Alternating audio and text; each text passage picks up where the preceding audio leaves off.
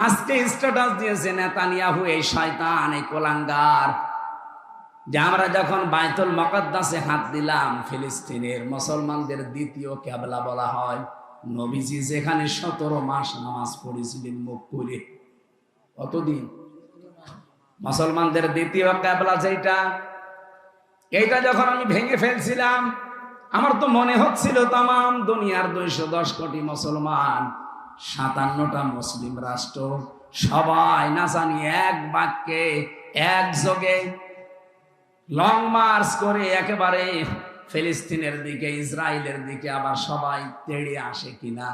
যদি আসতো তাহলে আমার 80 কোটি ইহুদি এ তো পায়ের সাথে পিষিয়ে মেরে ফেলতো। কিন্তু দেখলাম না। আমি মসজিদ ভেঙ্গে গড়িয়ে দিলাম, পুরা গাজা পৃথিবী থেকে নিশ্চিহ্ন করে দিয়েছি, খণ্ড খণ্ড করে দিয়েছি, আমি দখলও করে নিয়েছি। এই কথাগুলো লিখেছে। গাজাকে, ফিলিস্তিনকে আমরা খণ্ড খণ্ড করে দখল করে নিয়েছি। ফিলিস্তিনে যে ঘটনা ঘটে গেল গতকাল, তামাম পৃথিবীর 210 কোটি মুসলমান হতবাক, নির্বাক হয়ে গেছে যে পৃথিবীর মানচিত্র থেকে গাজা, রাফা, ফিলিস্তিন নামে একটা রাষ্ট্রের অস্তিত্বই শেষ।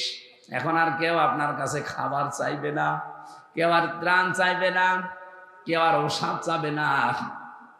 পৃথিবী থেকে মানুষগুলো তারা যাবার সময় বলে গেছে যে দুনিয়াতে মুসলমান বলে কিছু নেই। 210 কোটি মানুষ মুসলমান এই পৃথিবীতে, আর আমরা বোমার আঘাতে উঠতে উঠতে এক একবারে এক এক বোমা মারে। কারো মাথা উড়ে যায়, কারো ঠ্যাং উড়ে যায়। 8-10 জন, 20 জন, 15-20 জন বোমার সাথে আকাশে উড়তে থাকে। গতকালকে বিকাল 3টা থেকে দৃশ্যগুলো দেখার পরে আমার মনে হচ্ছিল এক একটা বোমার আঘাতে, বম বাস্টিং করার কারণে 18-20 জন, 30 জন, 50 জন উঠতেছে বোমার সাথে। হাত পা মাথা মস্তক ছিন্ন ভিন্ন হয়ে বিভিন্ন জায়গায় এই গাজা রাফায় ছড়িয়ে পড়ছে। এরা আকাশের দিকে বোমের সাথে ওড়ে না, এরা আমার আল্লাহর জান্নাতে উঠতেছে।